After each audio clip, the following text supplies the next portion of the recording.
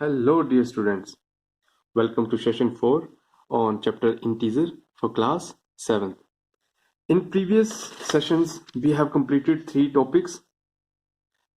Okay, and today we are going to study about division. We have completed these all operators and its properties: addition, subtraction, and multiplication. Today, the topic is division of integers and properties of division of integer. Okay, so देख लेते हैं, एक table पे नजर मार देते हैं हम.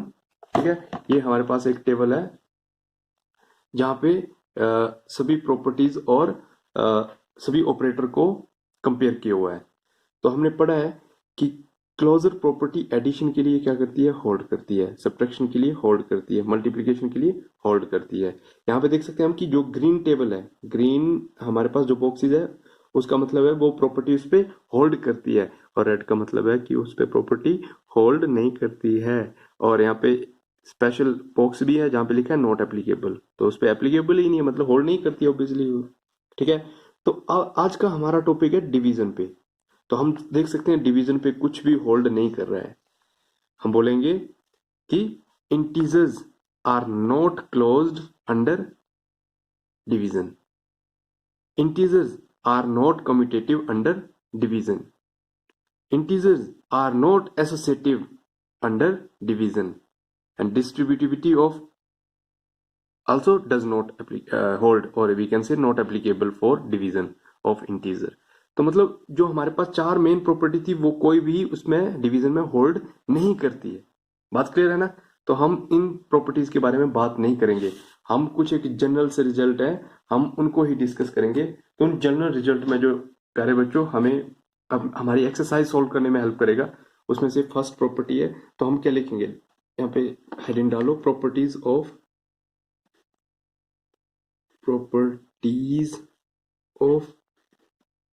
Division on integer. ठीक है, तो ये हमारा टॉपिक रहेगा आज का. तो पहले हम देखते हैं, पहले डिवीजन को देख लेते हैं कि डिवीजन क्या चीज है. ठीक है, इंटीजर का डिवीजन क्या है. तो देखो, कोई भी हमारे पास एक इंटीजर है, लाइक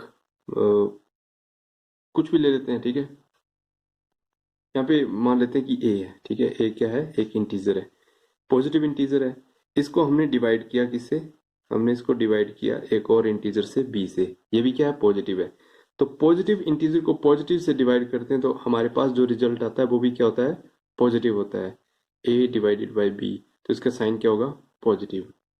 ठीक है, अब हम लेते हैं कि एक नेगेटिव इंटीजर को हमने डिवाइड किया किससे, पॉजिटिव से. तो रिजल्ट आएगा, वो आएगा नेगेटिव. ठीक है, ए डिवाइडेड बाई बी, जो रिजल्ट होगा वो नेगेटिव होगा. और अब हमने किया, नेगेटिव को डिवाइड किया नेगेटिव से.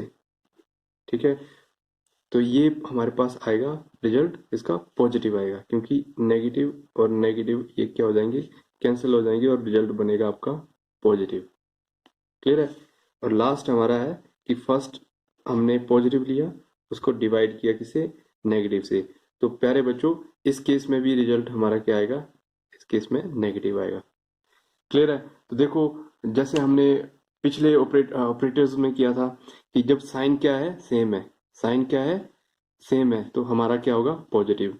ये साइन सेम, ये साइन सेम, इसलिए पॉजिटिव पॉजिटिव. और साइन किसी में भी दोनों में अलग अलग है, नेगेटिव पॉजिटिव, पॉजिटिव नेगेटिव, तो क्या आएगा, नेगेटिव नेगेटिव आएगा. तो ये डिवीजन है, सिंपल सी बात है. ठीक है, ये हमारा क्या है, डिवीजन ऑफ टू इंटीजर्स है. अब इस पे प्रॉपर्टीज देखेंगे हम. ठीक है, कि कौन कौन सी प्रॉपर्टी है. तो हम लिख देंगे, ठीक है, हम यहाँ पे लिख देंगे कि नंबर 1 प्रॉपर्टी क्या प्रॉपर्टी थी, कम्यूटेटिविटी है ना, कम्यूटेटिविटी. ठीक है, कम्यूटेटिविटी के लिए क्या बोलेंगे हम, डज नॉट, ने यहाँ लिखेंगे does not hold, simply does not holds. किसके लिए कर रहे हैं हम, ये डिवीजन के लिए कर रहे हैं, याद रहे ये डिवीजन के लिए, ठीक है। तो सिंपली हम ज्यादा टाइम वेस्ट ना करते हुए सिर्फ एक ही लाइन लिखेंगे, डज नॉट होल्ड। सेकंड हमारी प्रॉपर्टी क्या थी प्यारे बच्चों, है सेकंड प्रॉपर्टी थी एसोसिएटिविटी।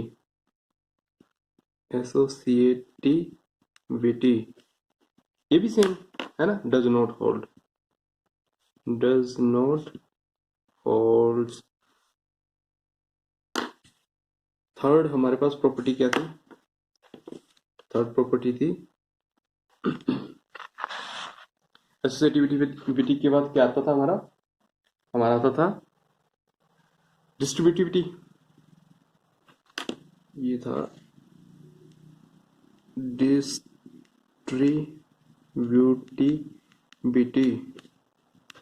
डज नॉट एप्लीकेबल या नॉट एप्लीकेबल, नॉट एप्लीकेबल। और कौन सी बच रही है, क्लोजर है ना, क्लोजर जो फर्स्ट ही थी इसको ले लेते हैं, फोर्थ पे ले लेते हैं, क्लोजर प्रॉपर्टी, क्लोजर प्रॉपर्टी है ना, क्लोजर फोर्थ था क्लोजर। तो क्लोजर क्या था, क्लोज्ड है ना, ये भी नहीं है, डज नॉट होल्ड या फिर डज नॉट होल्ड लिखते हैं, डज नॉट होल्ड्स। तो देखो कोई भी होल्ड नहीं करी है, ना कम्यूटेटिविटी होल्ड कर रही है, ना एसोसिएटिविटी होल्ड कर रही है, डिस्ट्रीब्यूटिविटी होल्ड कर रही है, और ना क्लोजर प्रॉपर्टी होल्ड कर रही है, ठीक है। तो अब हमारे पास आएगा नेक्स्ट, जो मेन प्रॉपर्टी हमारे पास आएगी वो होगा कि हमारे पास कोई भी एक इंटीजर है, ठीक है, ए, कोई इंटीजर है ए, इसको हम डिवाइड करते हैं 0 से, तो रिजल्ट क्या आना चाहिए, anything divided bye 0 is undefined. क्या है, अनडिफाइंड। बट 0 डिवाइडेड बाय ए, जहां पे ए क्या है यहां पे लिख लेते हैं, ए बिलोंग्स टू इंटीजर्स, है ना, A belongs to integers, but A is not equal to 0। Integer है तो मतलब 0 हो सकता है ना, है ना, ए बोलता है इंटीजर है तो 0 हो सकता है कि 0 इंटीजर है, तो 0 डिवाइडेड बाई 0 नॉट डिफाइंड आएगा फिर से, है ना, वो हमारा इंडिटरमिनेट फॉर्म बनेगा, इसको हम वो भी सॉल्व नहीं हो सकता है इसकी तरह ही, ठीक है। तो यहाँ पे हमने स्पेसिफाई कर दिया है ना, यहाँ पे हमने क्लियर कर दिया कि ए इंटीजर तो है but A should not be 0। It mean तो कोई भी इंटीजर हो सकता है नेगेटिव पॉजिटिव बट 0 नहीं होगा, तो इस केस में आपका रिजल्ट क्या आएगा, 0 आएगा। बात क्लियर है। और लास्ट हमारा इसमें सिर्फ दो ही है मेन प्रॉपर्टी, है ना, एक की डिवीजन बाय 0 और दूसरा है डिवीजन बाय 1।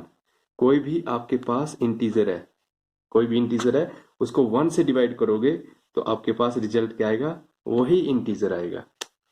पॉजिटिव है तो पॉजिटिव, और नेगेटिव इंटीजर को 1 से डिवाइड करोगे तो नेगेटिव ही आएगा।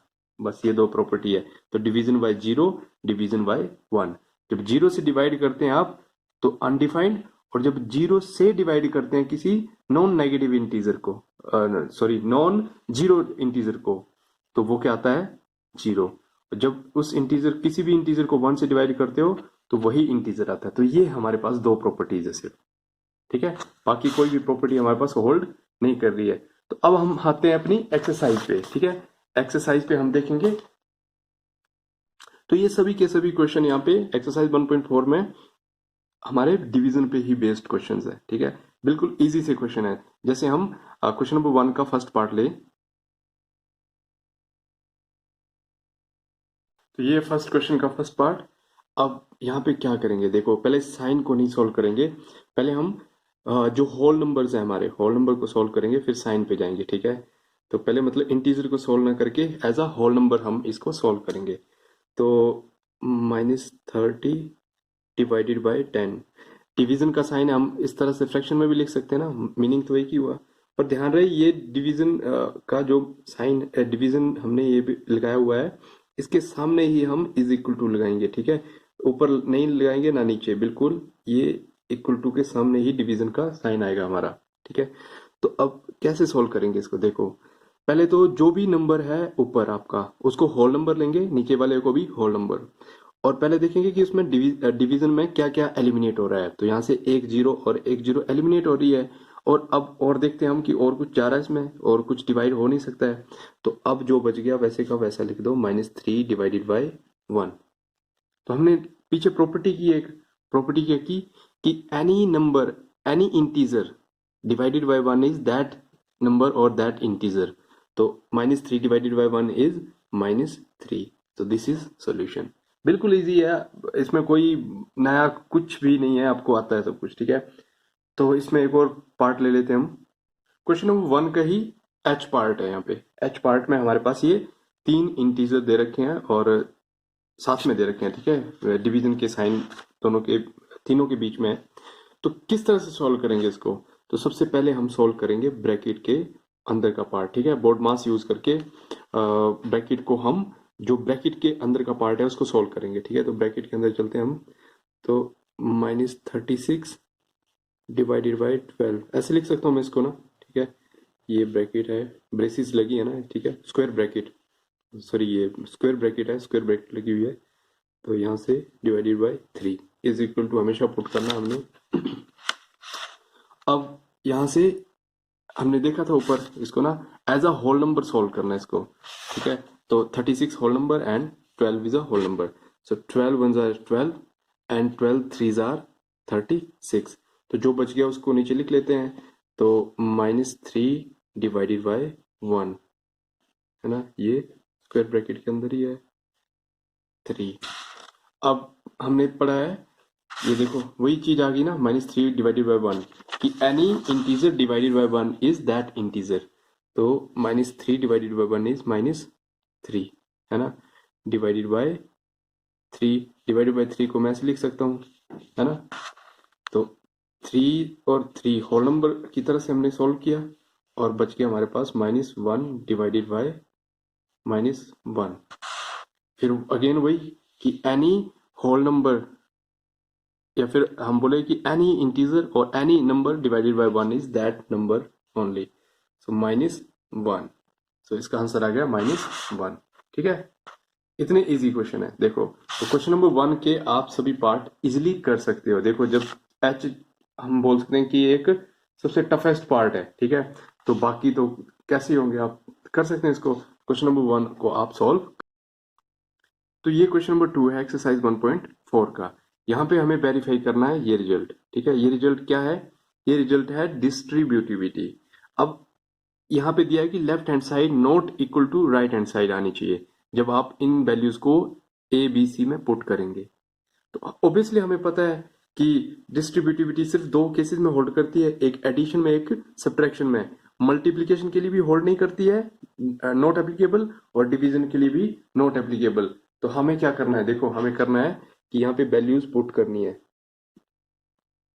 एक ही जगह एक ही वैल्यू पुट करेंगे। तो क्या, 12 divided by bracket start, B की जगह बी प्लस सी की जगह सी, ठीक है। ये हम क्या ले रहे हैं, साथ में ले सकते हैं हम या फिर अलग अलग भी ले सकते हैं, साथ में लेके चलते हैं। इज नॉट इक्वल टू ए कितना है 12 डिवाइडेड बाय बी -4 प्लस, ये मैंने क्यों किया, क्योंकि माइनस आ गया था ना, इसलिए ये हमारी स्मॉल ब्रैकेट्स लगी, उसके बाद ये हमारी स्क्वायर ब्रैकेट्स लगी, ठीक है। उसके बाद ए कितना है 12 डिवाइडेड बाय सी कितना है 2। अब सेपरेटली इसको सॉल्व करेंगे। तो -4 + 2 कितना हुआ, -2। तो ब्रैकेट में -2 डज नॉट इक्वल टू, यहाँ से हम देखेंगे 12 डिवाइडेड बाय -4 है ना, इसे लिख सकते हैं ना, डिवीजन का साइन है, 12 divided bye -4 plus and 12 divided by 2 लिख सकते हैं ऐसे, है ना। सो ये बना हमारा 12 divided by -2 does not equal to. अब यहाँ पे देखते हैं हम क्या है, हमने पढ़ा है ना डिवीजन ऑफ टू इंटीजर।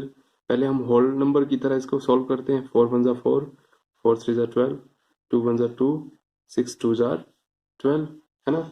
यहाँ भी सॉल्व बाद में करते हैं, चलो इसको देख लेते हैं। 3 divided by -1 plus 6 divided by 1,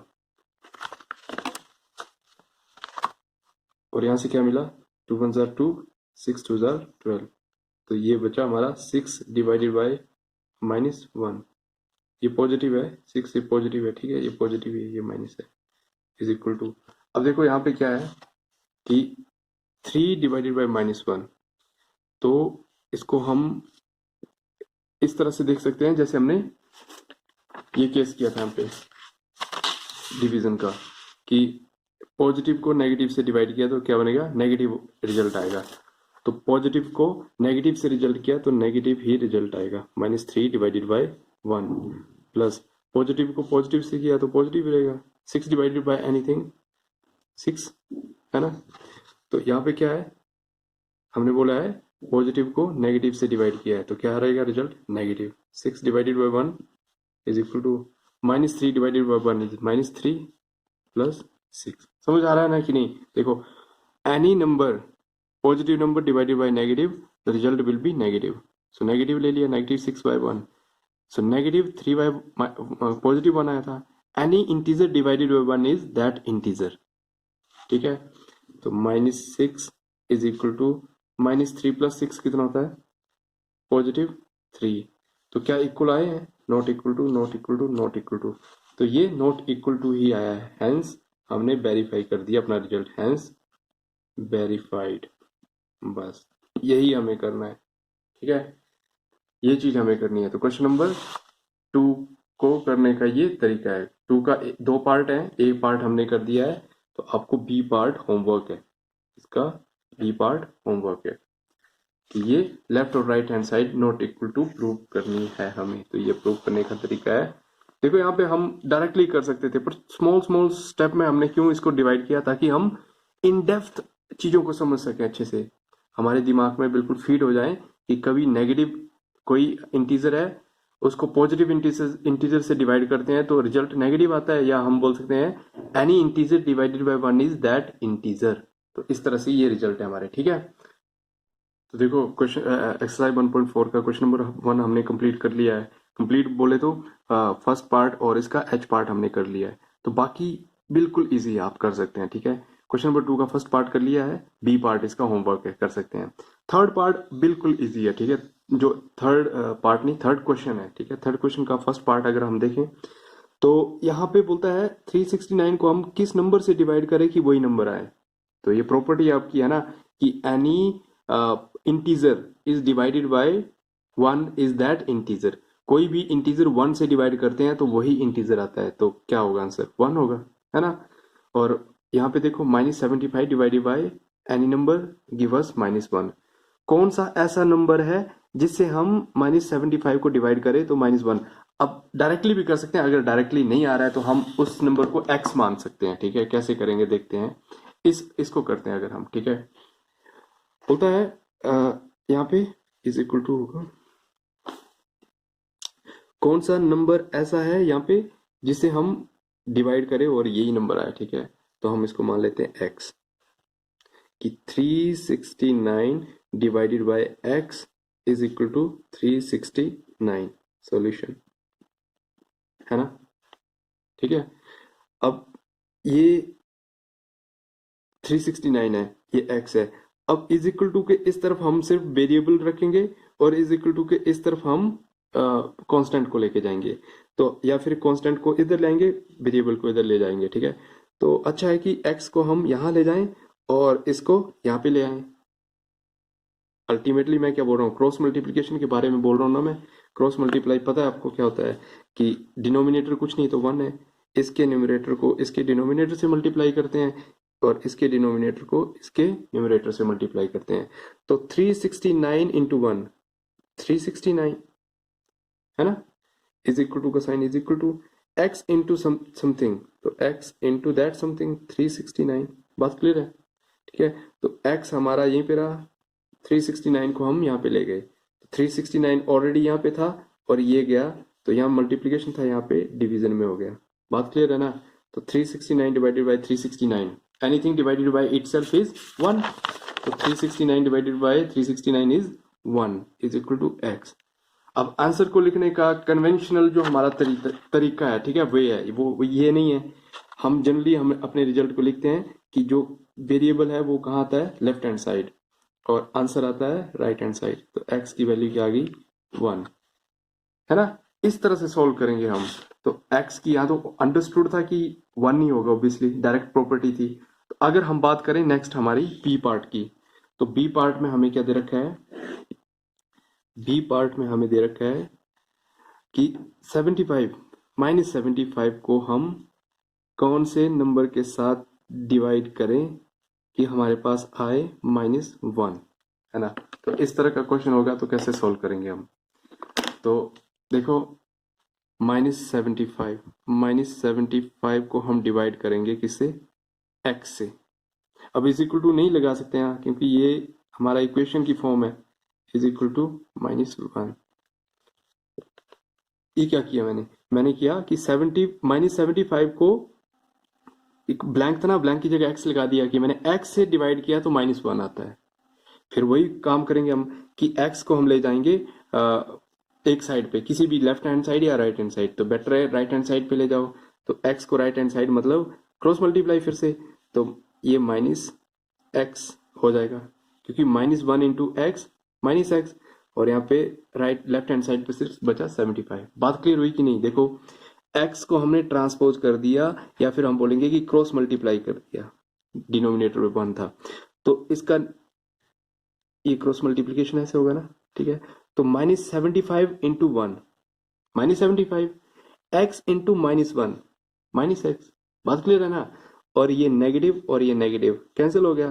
तो प्यारे बच्चों x की वैल्यू क्या आ गई, x की वैल्यू आ गई 75, है ना।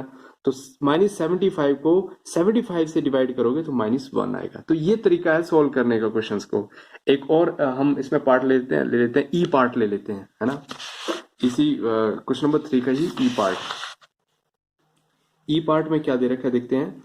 ई पार्ट में देता है कि dash when divided by 1 it give us -87। अरे ये तो बिल्कुल इजी है। तो ऐसा कौन सा नंबर है जिसको 1 से डिवाइड करें तो -87 आए, कैसे करेंगे। तो प्रॉपर्टी है कि any integer divided by 1 is that integer. तो मतलब यहाँ पे वही इंटीजर आएगा जो रिजल्ट है। तो -87 when divided by 1 it give us 87, क्योंकि किसी भी नंबर को किसी एक से डिवाइड करेंगे, किसी भी नंबर को हम एक से डिवाइड करेंगे तो वही नंबर आएगा। -57 divided by 1 is what? Obviously that -57।